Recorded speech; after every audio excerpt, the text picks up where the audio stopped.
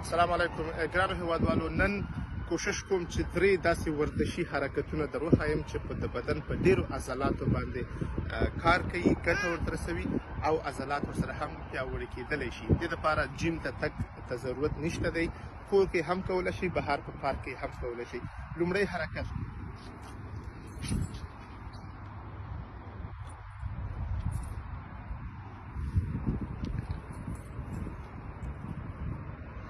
سینه کشي، دویم سکواټ،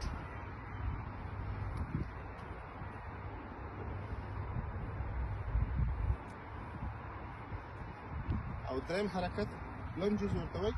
په دې کې ورته وایي